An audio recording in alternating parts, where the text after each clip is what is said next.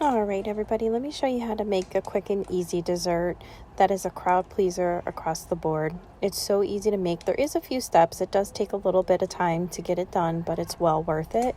But here is my pineapple upside down cake. So you're just going to use a yellow cake mix, store-bought, doesn't matter what brand. I usually just pick up whatever's on sale, and you're just going to follow the instructions on the back of the cake mix. It's usually 3 eggs, a half a cup of oil, and then a half a cup of water. Typically that's what's on the back of the instructions. And then you're just going to mix your oil and eggs together and get that incorporated. And then you're going to go ahead and place your cake mix into a bowl, and then you're just going to get it ready to put the wet ingredients inside. I'm going to start adding in my wet ingredients here. So I'm adding in the eggs and the oil.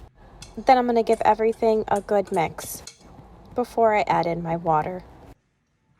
I accidentally forgot to add in the water when I initially mixed my eggs and oil. You ideally want to add all your wet ingredients together to make it easier, but you'll see here where I add in the water. So now I'm going to go ahead and add in the water and then give everything a good mix. Ideally, you want to add everything together at the same time. I had a little hiccup here, so forgive me for that. So what you're going to do is just pretty much get this all incorporated, and then you're just going to set your cake mix to the side while you go ahead and prepare the upside down part of the cake.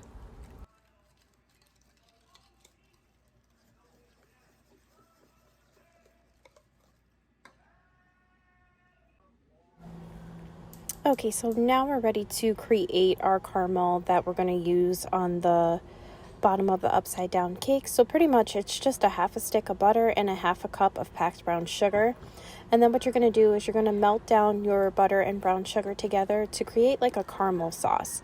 And then once everything's fully combined and it doesn't look like the butter is separated, that's when you know it's done. You could just turn it off the heat and set it to the side and get your 9x13 pan ready. You don't have to grease the pan or anything. This is going to create enough grease where you won't need to grease your pan. So pretty much I'm here just stirring it just to make sure everything is completely combined together. Initially when you start this, it's going to separate. You'll see like the butter separated from the sugar. So you just want to keep going until it completely comes together. So at this point you can still see a little bit of butter separated from it, but it is becoming a caramel sauce. Now I'm ready to place my caramel on the bottom of the 9x13 pan. So I'm just going to go ahead and scrape all of that out of the pan and get it into the 9x13. And then what you want to do is kind of just like swish it around in the pan. You don't have to use a spatula or anything. You could just use the pan or the whisk. But you can just typically just move it all around and it should cover the whole entire bottom of the pan. Once you have that done, you just set it to the side and you're going to go ahead and get your 2 cans of pineapple rings ready. Now that I have my caramel ready, I'm going to go ahead and start assembling the pineapple rings in the bottom of the pan. So I'm just going to go ahead and place all the pineapple rings until I don't have any more room for them. And then you're just going to use the leftover pineapple rings for inside the batter. So we'll get to that step in just a sec.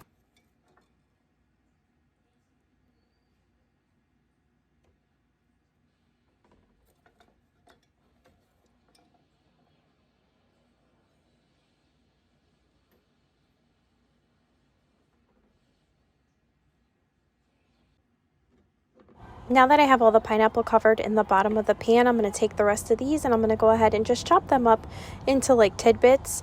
And then after I have that all done, I'm going to go ahead and dump that into the cake mix, juice and all. The juice is not going to hurt it because what it's going to do is create a very nice moist cake.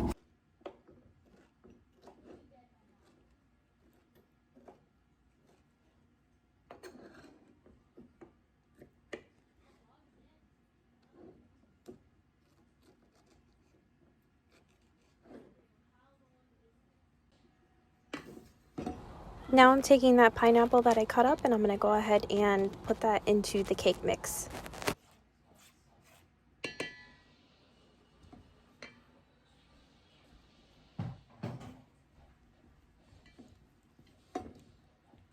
I'm going to go ahead and give that a stir and get everything all combined.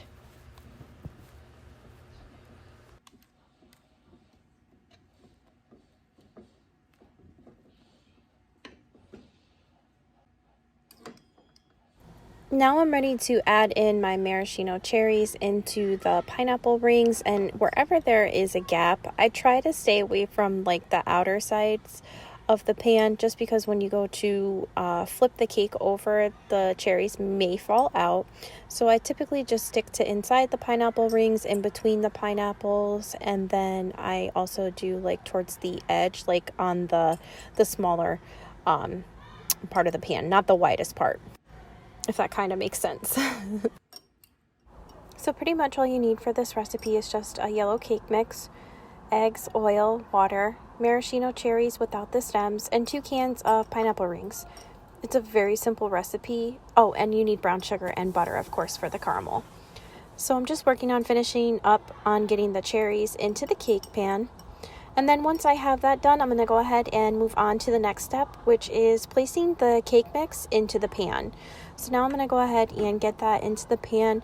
A little tip here is when you're putting the cake mix into the pan, you don't really want to spread the batter because you risk the chance of pulling up one of the cherries.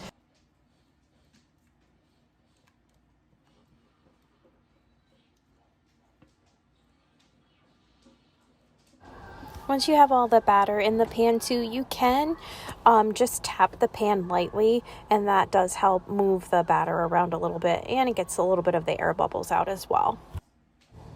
So I'm going to go ahead and place this in a 350 oven, and I'm going to bake it 30 to 35 minutes. You'll know when it's done when it starts to pull away from the sides, and you can also stick a toothpick in it, and if it comes out clean, you know it's done. When this bakes up, it smells so amazing. I usually make this for the holidays around Christmas and Easter. And then when it's finally cooled and all that, you're going to go ahead and put it on a tray or a cookie sheet, and you're going to go ahead and give it a flip. The moment of truth. Here we go. The suspense always kills me with this part, but it's so worth it. It's so beautiful when it comes out of the pan. But here it is, all finished. This is while it was cooling, and this is it when it's done. I recommend storing it in the refrigerator just to keep it fresh. Thanks for watching.